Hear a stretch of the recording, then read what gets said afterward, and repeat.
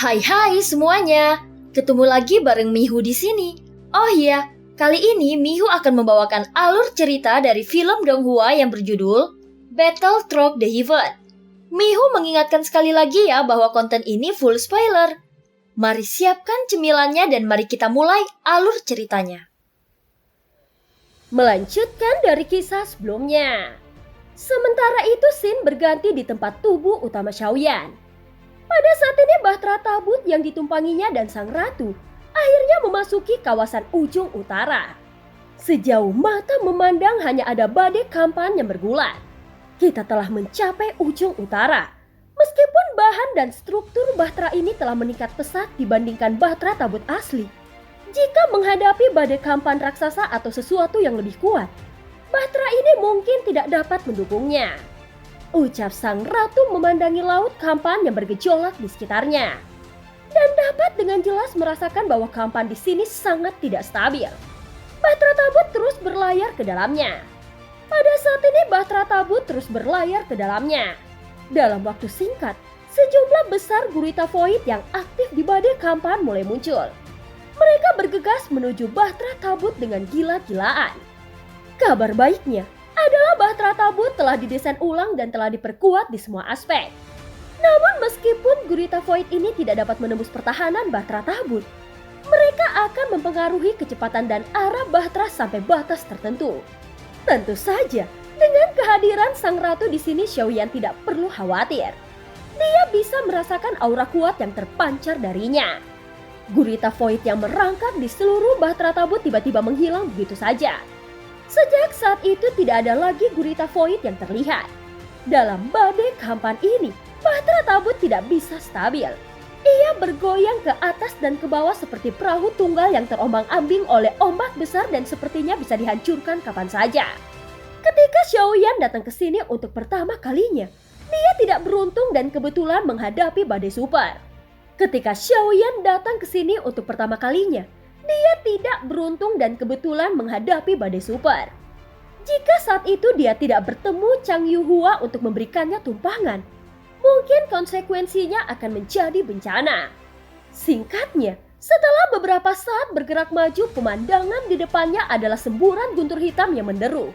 Itu adalah kekuatan guntur yang ditinggalkan oleh inti guntur void, yang bahkan masih ada sampai sekarang.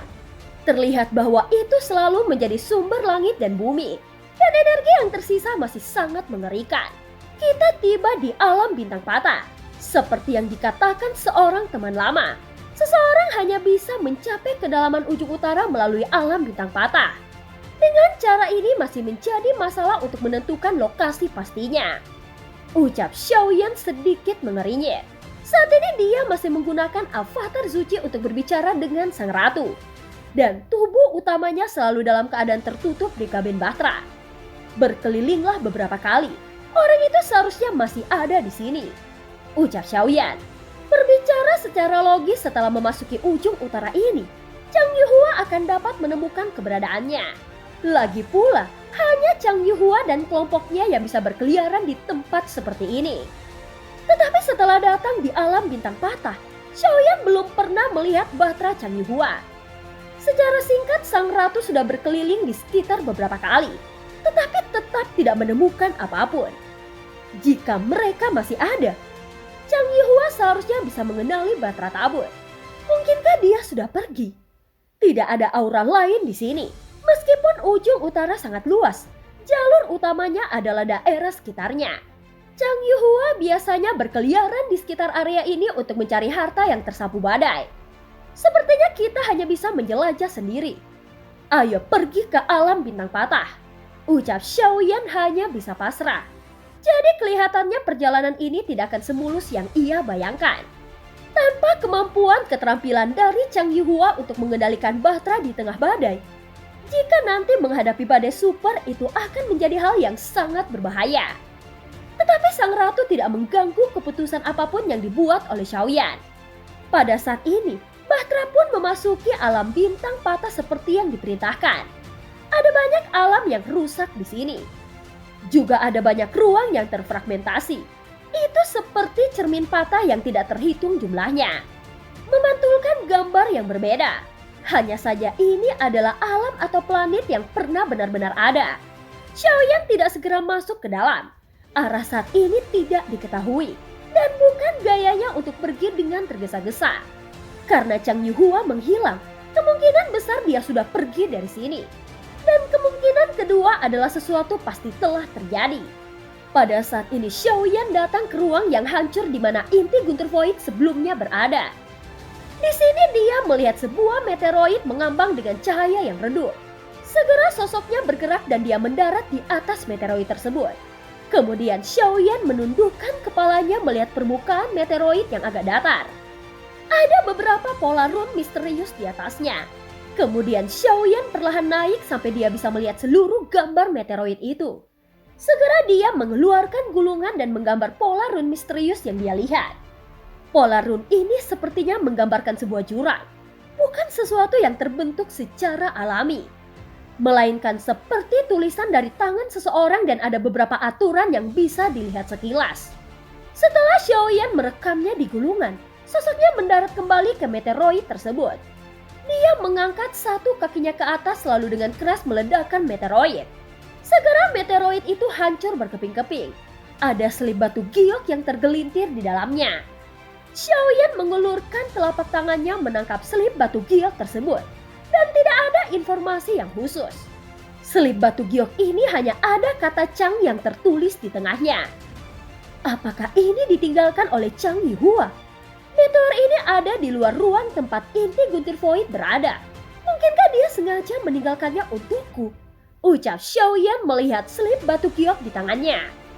Itu hanya potongan batu giok sederhana, tanpa ada informasi yang tersisa di dalamnya. Jika itu benar-benar ditinggalkan olehnya, maka orang ini sudah membuat persiapan yang khusus.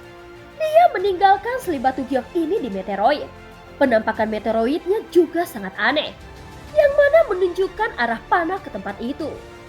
Ucap Xiaoyan lagi sambil melihat ke sisi ruang perbatasan.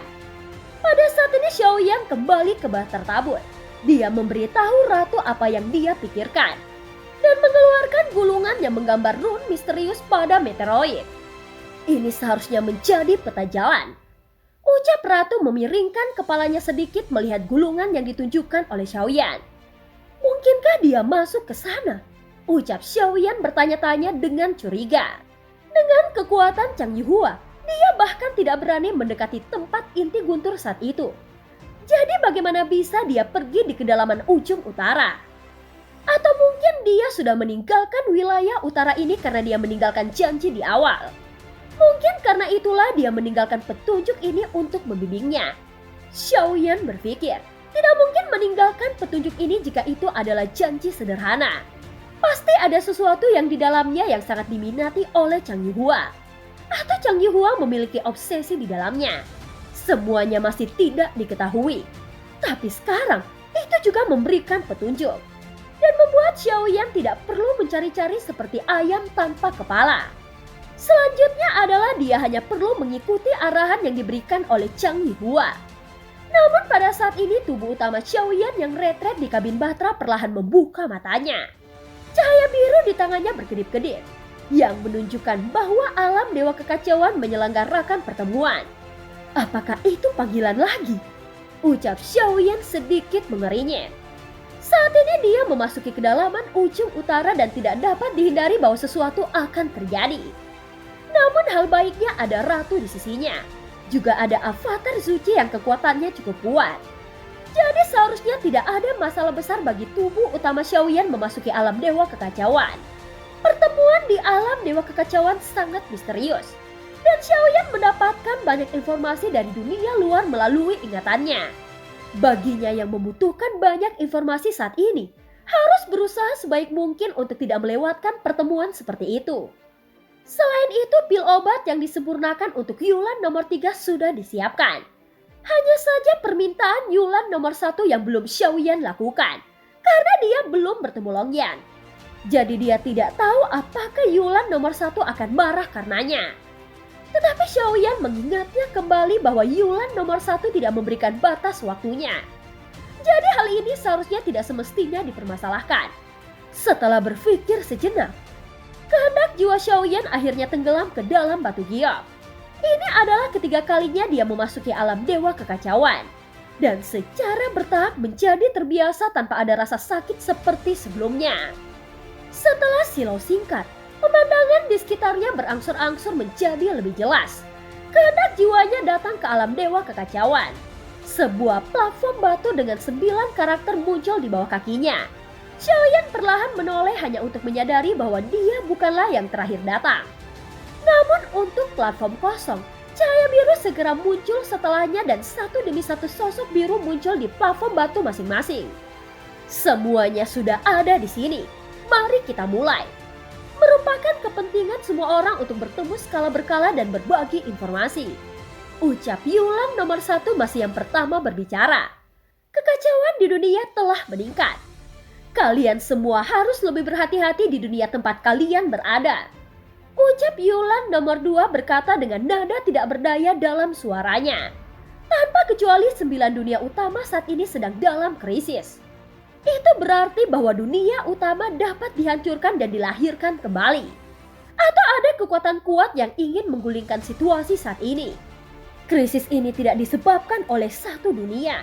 Aku khawatir di balik semua yang terjadi sekarang, ada kekuatan yang lebih kuat yang mengobarkan api dan mencoba menjerumuskan 9 dunia ke dalam huru-hara. Ucap Yulan nomor 2 lagi. Jarang bagi sisi Yulan nomor 2 untuk mengatakan begitu banyak hal. Dan Xiaoyan langsung mengerti saat mendengar kata-kata ini. Informasi yang terkandung dari kata-kata Yulan nomor 2 cukup besar. 9 dunia utama mengalami krisis yang hebat dan mencurigai adanya keberadaan yang lebih kuat sebagai pengontrolnya. Jika semua tokoh di sini berasal dari dunia yang berbeda, maka kekacauan yang disebutkan Yulan nomor 2 berarti tidak hanya Sensi yang telah diserbu. Tetapi dunia tempat tinggal Yulan nomor 2 juga telah diinvasi dan situasi yang sama juga terjadi pada 7 dunia lainnya. Aku setuju dengan apa yang dikatakan Yulan nomor 2. Itu karena dunia tempat tinggalku juga telah diserang selama ribuan tahun. Ucap Yulan nomor 3 menjelaskan situasi dunianya. Ya, sejauh yang aku tahu, Sensi juga menderita karena invasi Taisu. Itu juga terjadi di dunia lain. Jika ini terjadi pada 9 dunia, sepertinya situasi ini bukan kebetulan. Ucap Yulan nomor 4. Tampaknya dunia setiap orang sedang mengalami kesulitannya sendiri. Dikatakan bahwa sosok biru muncul di dunia laut pegunungan. Jika benar seperti yang dikatakan Yulan nomor 2, aku khawatir kekuatan yang terlibat di dalamnya kemungkinan besar berasal dari alam dewa kekacauan. Ucap Yulan nomor 5 segera membuka mulutnya. Xiaoyan langsung terkejut setelah mendengar kata-kata itu. Awalnya dia berpikir bahwa sosok biru yang tidak dikenalnya ini hanya ada di Sensi. Bahkan sebelumnya, Xiaoyan berpikir bahwa hanya Sensi yang menghadapi invasi dan pergolakan dunia. Namun ketika mendengar mereka, dia menjadi mengerti bahwa dunia lain selain Sensi juga memiliki situasi sulitnya sendiri. Sosok Yulan nomor 2 ini manusia datang dari dunia yang sangat kuat. Dan kekuatannya sendiri pasti sangat mengerikan. Bahkan di dunia miliknya sendiri, dia mungkin menjadi eksistensi tingkat atas. Gumam Xiaoyan di dalam hatinya. Dia mengingat kesannya tentang Yulan nomor 2 yang selalu terburu-buru pergi sebelumnya. Tentu saja apa yang paling ingin diketahui Xiaoyan adalah tentang identitas Yulan nomor 6. Setelah kembali ke Sensi, dia menjadi semakin curiga terhadap Yulan nomor 6. Dia merasa bahwa Yulan nomor 6 mungkin bukan berasal dari Sensi. Jika demikian, maka pengakuannya sebagai eksistensi dari dunia Sensi merupakan kebohongan. Bahkan sangat mungkin datang dari sisi berlawanan. Dan kemungkinan menjadi musuh akan sangat tinggi. Tetapi pada saat ini, Xiaoyan tidak berniat membuka mulutnya untuk menguji Yulan nomor 6. Itu karena beberapa informasi masih memerlukan konfirmasi lebih lanjut. Ada total 9 sosok termasuk dia di sini yang sesuai dengan 9 dunia utama yang disebutkan oleh nomor 2. Jika demikian, karena Xiaoyan berasal dari Sensi, maka identitas Yulan nomor 6 dicurigai lebih dalam. Sekarang Sensi juga menderita karena invasi Taisu. Aku mendengar bahwa makhluk tertinggi telah kembali. Tetapi sejauh ini, dia tidak memiliki kekuatan untuk mengambil tindakan terhadap penyerangan dunia Taisu. Ucap Yulan nomor 6 akhirnya membuka mulutnya. Xiaoyan tercengang lagi. Kalimat yang dikatakan Yulan nomor 6 benar-benar valid. Ratu kuil kuno belum bergerak. Meskipun masalah ini tidak berdampak banyak pada Taisu itu sendiri, setidaknya Taisu masih mendominasi di kehampaan laut barat Sensi dan dengan cepat mengumpulkan sumber daya untuk memperkuat dirinya sendiri. Tidak ada kecacatan dari apa yang disampaikan Yulan nomor 6, seolah-olah dia berasal dari Sensi. Bahkan dia bisa mengetahui situasi Taisu setelah menyerang Sensi secara real time. Tidak banyak orang di Sensi yang dapat mengetahuinya. Untuk bisa mengetahui situasi secara akurat, kecuali jika dia berasal dari Sensi, dia pasti eksistensi yang sangat kuat. Xiaoyan sudah menguji sang ratu sebelumnya. Sejauh ini, tampaknya kemungkinan Yulan nomor 6 adalah sang ratu sangat kecil. Meskipun ratu berada di atas Xiaoyan dalam hal akal, tetapi ketika ratu berhadapan dengannya, dia menunjukkan ketulusan yang meyakinkan. Jika diisyaratkan sebelumnya bahwa sang ratu adalah Yulan nomor 6, tidak mungkin untuk terus menyembunyikannya mengingat karakter sang ratu. Lagi pula, itu tidak akan bermanfaat bagi kedua belah pihak. Jadi identitas Yulan nomor 6 masih cukup misterius. Adapun Yulan nomor 7 dan Yulan nomor 8, mereka memilih diam tanpa informasi berharga. Ada kekacauan di 9 dunia utama pada waktu yang hampir bersamaan. Aku tidak berpikir itu kebetulan. Tetapi untuk dapat mengoperasikan 9 dunia utama, apakah benar-benar ada kekuatan seperti itu? Ucap Xiaoyan setelah jeda. Tentu saja itu ada. Tidak peduli dari dunia mana kau berasal, tidakkah kau memperhatikan bahwa beberapa eksistensi teratas yang pernah ada telah menghilang entah kenapa dia mati. Sebagai makhluk tertinggi di dunianya, apakah kau percaya mereka bisa mati begitu cepat? Tetapi jika mereka tidak mati, kemana mereka pergi? Ucap Yulan nomor 2 menjawab pertanyaan yang telah dia pikirkan dengan hati-hati. Xiaoyan juga memikirkan pertanyaan ini sebelumnya. Apakah itu Zuzang atau Shizun? Kekuatan mereka telah mencapai puncak dunia. Tidak peduli apa rencana atau tata letaknya. Dari pengetahuan Xiaoyan, saat ini jalan kematian memang tempat yang dipertanyakan. Sekarang setelah mendengar kata-kata dari Yulan nomor 2, Xiaoyan tidak bisa menahan keterkejutannya. Kemungkinan seperti itu mungkin tidak mustahil. Terlebih lagi, sang ratu juga sudah menyebutkan bahwa dia tidak percaya dengan matinya Chen Xianyuan. Mungkinkah rencana ini telah melampaui imajinasi Xiaoyan? Dengan kata lain, semuanya hanyalah sebuah drama yang disutradarai oleh orang-orang kuat ini karena bosan. Xiaoyan memikirkannya dengan hati-hati. Ekspresinya saat ini tidak lagi digambarkan sebagai keterkejutan. Jika dia menebaknya sendiri, mungkin dianggap tidak mungkin pada levelnya. Tetapi orang-orang yang berbicara itu adalah Yulan nomor 2. Jika kekuatannya benar-benar kuat, kredibilitas kata-kata seperti itu akan menjadi jauh lebih tinggi dilihat dari pengalamannya. Dan kemungkinan seperti itu memang ada, termasuk kita datang ke sini. Keberadaan alam dewa kekacauan sudah lebih tinggi dari 9 dunia utama. Jadi bukan tidak mungkin bahwa masih ada dunia lain yang bahkan lebih tinggi dari alam dewa kekacauan. Tentu saja ini hanya tebakanku. Tidak ada cara untuk memastikannya. Kau bisa mendengarkannya saja dan kau tidak harus mempercayainya. Ucap Yulan nomor 2 kembali. Apa yang kau katakan memang mungkin. Ucap Yulan nomor 1 tiba-tiba berkata. Xiaoyan tersenyum pahit. Dia benar-benar merasa terguncang oleh informasi tersebut. Jika demikian, maka semua yang dialaminya dan semua pandangannya tentang kehidupan, tentang semua tingkat kekuatan dan bahkan tingkat dunia digulingkan lagi dan lagi.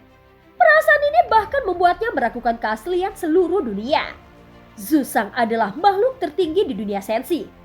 Menurut apa yang dikatakan Yulan nomor 2, bagaimana mungkin dia bisa mati tanpa menderita luka serius? Jika memikirkannya dengan hati-hati, mustahil bagi orang yang begitu kuat akan mati begitu cepat. Itu sangat tidak masuk akal. Xiaoyan memikirkannya sebelumnya, tetapi dia tidak meragukannya. Itu karena jika Zuzang tidak mati, lalu kemana dia pergi? Dan apa tujuannya meninggalkan semua hubungan kerabat serta teman-temannya? Saat ini Xiaoyan benar-benar ingin tahu bagaimana kekuatan mantan makhluk tertinggi di 9 dunia utama. dan film pun berakhir. Terima kasih udah dengerin Mihu dari awal sampai akhir ya. Sampai jumpa.